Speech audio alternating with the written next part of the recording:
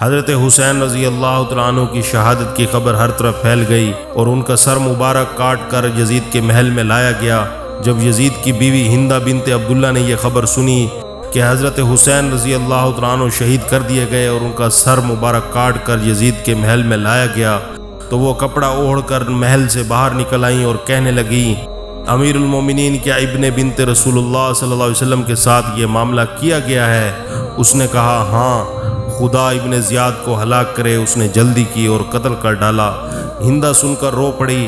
یزید نے کہا کہ حسین رضی اللہ تعالیٰ عنہ نے یہ کہا تھا کہ میرا باپ یزید کے باپ سے اور میری ماں یزید کی ماں سے اور میرے دادا رسول اللہ صلی اللہ علیہ وسلم کے دادا سے بہتر ہیں۔ ان میں سے پہلی بات کہ میرا باپ بہتر ہے یا ان کا، اس کا فیصلہ تو اللہ سبحانہ و تعالیٰ کرے گا کہ وہ دونوں وہاں پہنچ چکے ہیں اور اللہ ہی جانتا ہے کہ اللہ تعالیٰ نے کس کے حق میں فیصلہ کیا ہے۔ دوسری بات کہ ان کی والدہ میری والدہ سے بہتر ہیں، تو میں قسم کھاتا ہوں کہ بے شک ان کی والدہ فاطمہ رضی اللہ تعالیٰ عنہا میری والدہ سے بہتر ہیں۔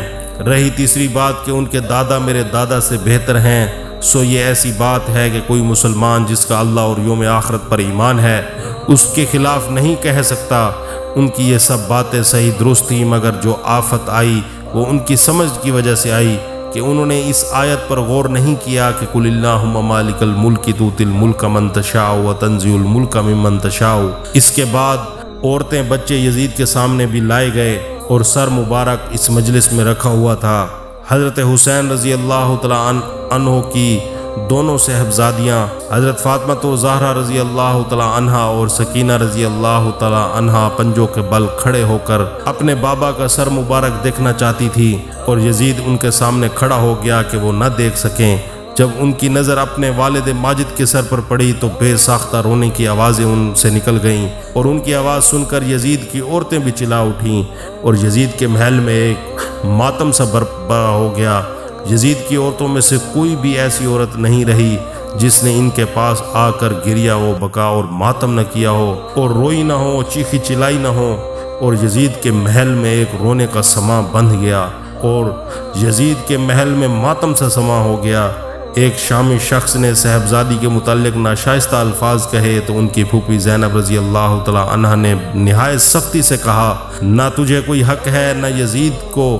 یزید برہم ہو کر کہنے لگا، مجھے سب اختیار ہے۔ زینب رضی اللہ تعالیٰ عنہا دلیرانہ طور پر یزید کے ساتھ گفتگو کرنے لگی کہ اے یزید، تجھے کوئی بھی حق نہیں، جب تک تو ہماری ملت و مذہب سے نہ نکل جائے تجھے کوئی اختیار نہیں کہ تو ہم پر کوئی بات کرے۔ یزید اس پر اور بھی زیادہ برہم ہوا۔ حضرت زینب رضی اللہ تعالیٰ عنہا نے پھر تیزی سے اس کو جواب دیا۔ بالآخر وہ بدبخت یزید خاموش ہو گیا، اور یزید کے محل میں یزید کی عورتیں بھی زار و قطار روتی رہیں۔ حضرت حسین رضی اللہ تعالیٰ عنہ کی شہادت پر اور ان کی بیٹیوں کے ساتھ بھی وہ زار و قطار روتی رہیں، اور یزید کے محل میں ایک طوفان سا برپا ہو گیا۔ یزید پریشان ہو گیا کہ یہ کیا سماں بن گیا۔